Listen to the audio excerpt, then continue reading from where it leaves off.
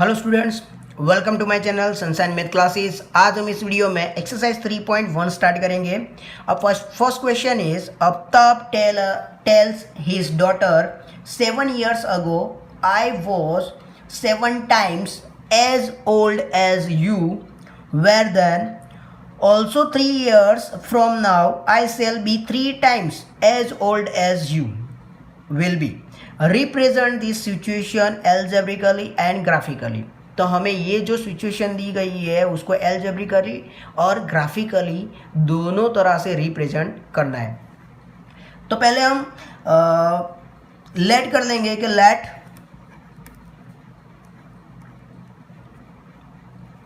Present age of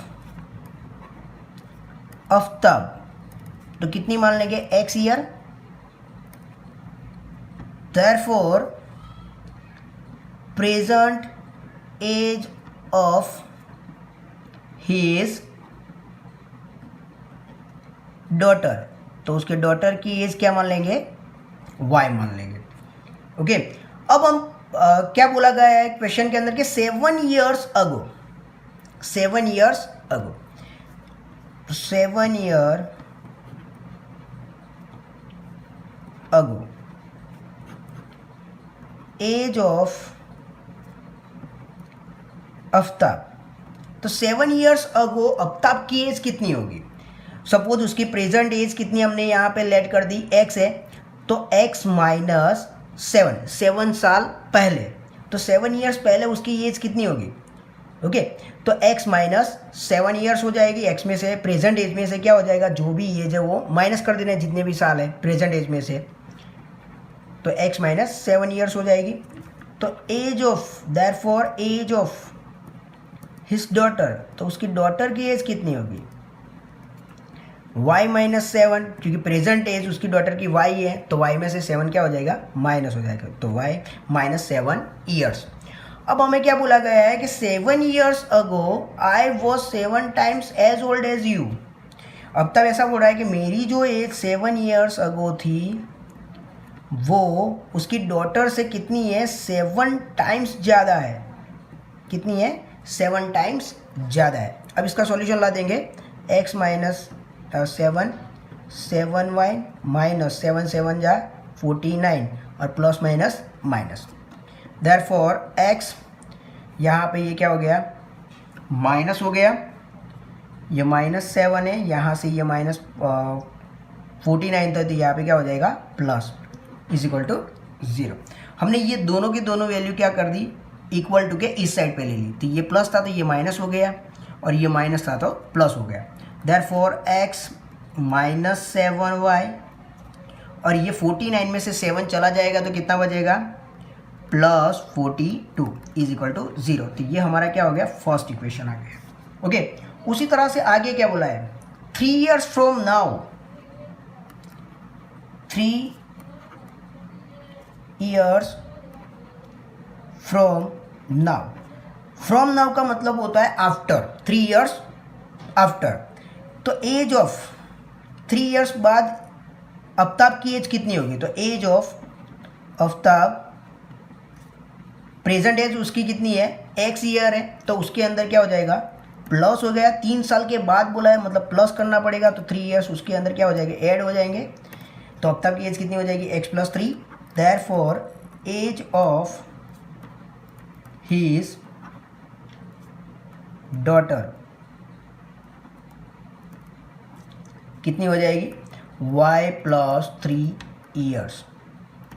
okay, अब क्या बोल रहा है कि 3 years from now I shall be 3 times as old as you. Okay, तो अब तब ऐसा बोल रहा है कि x प्लस 3, उसकी जो 3 साल के बाद जो एज है वो उसकी डॉटर से कितनी ज़्यादा है, 3 times ज़्यादा है। तो 3 multiply by his daughter age after 3 years।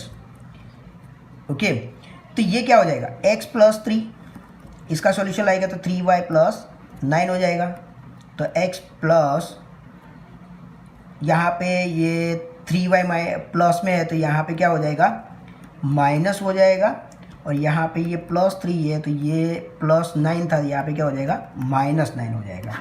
तो आंसर क्या रहेगा x माइनस 3y, और ये -9 में से 3 चला गया मतलब कितना बचेगा -6 इज इक्वल टू 0। तो ये हमारा क्या हो गया, इक्वेशन 2 हो गया।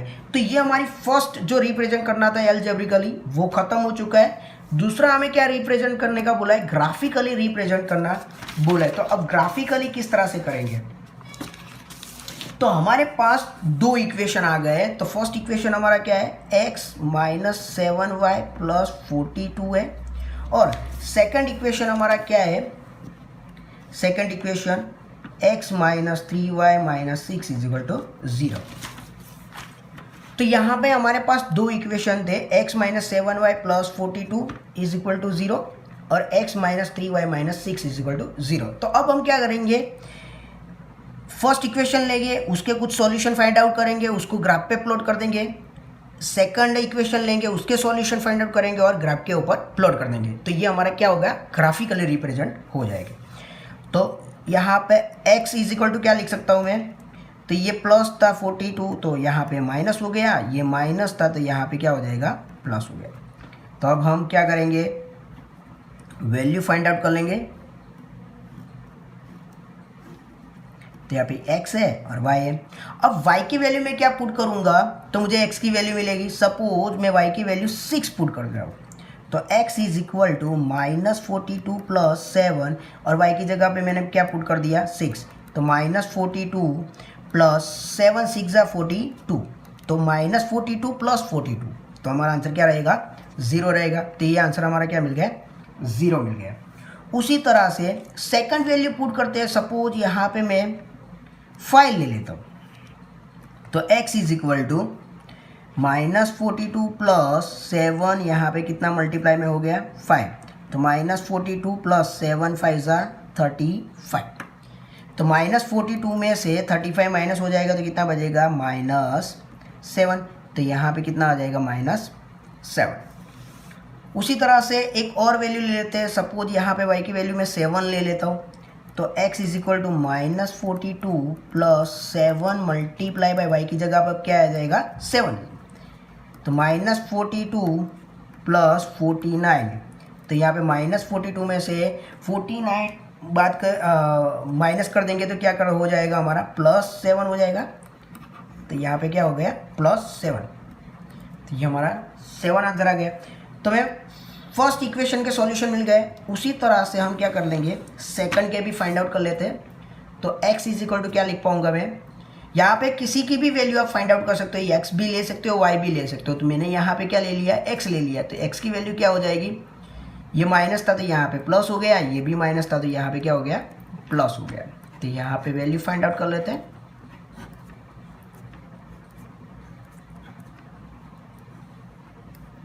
तो ये x एंड y। अब हम x की वैल्यू फाइंड आउट करनी है, y की वैल्यू पुट कर सकते हैं। तो 3 और y की वैल्यू में क्या ले रहा हूँ, सपोज यहाँ पे -2 ले लेता हूँ। y की वैल्यू कितनी ले लेता हूँ, -2। तो 6, 3 2 6, लेकिन प्लस माइनस क्या हो जाएगा, माइनस। तो 6 - 6 मतलब 0 हो जाएगा। तो ये वैल्यू कितनी हो गई, 0 हो गई। सेकंड वैल्यू फाइंड आउट कर लेते हैं। सेकंड वैल्यू सपोज यहाँ पे मैं 0 पुट कर देता हूँ y की जगह पे। 6 प्लस 3, y की वैल्यू कितनी रख दी, 0। तो 3 मल्टीप्लाई बाई 0 मतलब 0, तो 6 प्लस 0 मतलब 6। तो हमारी x की वैल्यू क्या मिल जाएगी, 6 मिल जाएगी। उस तरह से सपोज y की वैल्यू में -1 कर देता हूँ यहाँ पे, तो x is equal to 6 plus 3, और y की जगह पे कितना पुट कर दूंगा, माइनस। तो प्लस माइनस माइनस 3 बन जाए 3, तो कितनी आंसर बचेगा, 3। तो इस तरह से यहाँ पे दोनों इक्वेशन के कुछ सॉल्यूशन मिल गए। अब हम क्या करेंगे, ये सॉल्यूशन को ग्राफ के ऊपर क्या कर देंगे, प्लॉट कर देंगे। तो मैंने यहाँ पे ये ग्राफ बनाया हुआ है, ओके। तो इसके ऊपर हमें क्या करना है, वैल्यू बता देनी है। ये जो हमारे सॉल्यूशन मिले हुए हैं उसके ऊपर क्या कर देंगे, हम प्लॉट कर देंगे। तो हम 1 बाय 1 उसको क्या करते देंगे, प्लॉट करते रहेंगे। सपोज मैं यहाँ पे ही बना देता हूँ कि हमारे क्या है, x फर्स्ट इक्वेशन है उसका x और y ले लेता हूँ। 0 और 6 है, -7 और 5 है, 7 7 है। और दूसरा जो है उसका क्या है, x और y तो 0 और -2 है 6 और 0 है 3 और -1 है। अब यहाँ पे हम 1 बाय 1 उसको प्लॉट करेंगे।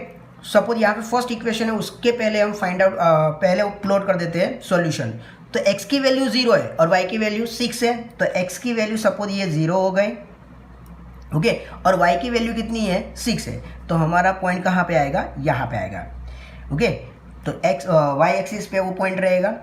फिर x की वैल्यू कितनी है -7 है और y की वैल्यू कितनी है +5, मतलब ये +5 और यहाँ पे 7, मतलब कुछ यहाँ पे रहेगा हमारा आंसर, ओके। तो यहाँ पे हम डॉट कर लेंगे।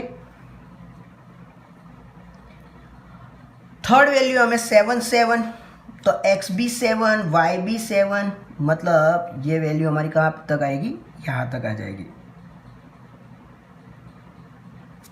ओके। तो वे 3 वैल्यू मिल गई है, इसको हम क्या करेंगे, स्केल की मदद से उसको ज्वाइन कर लेंगे। तो यहाँ पे मैं ज्वाइन कर देता हूँ।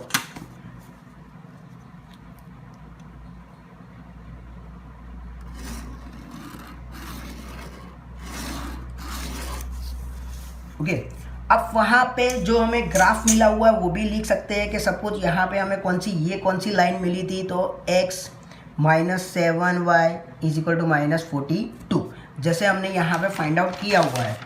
आप ये भी लिख सकते हो, या तो इसको प्लस में है तो यहाँ पे माइनस लेके भी कर सकते हो। तो ये हमारा फर्स्ट इक्वेशन था।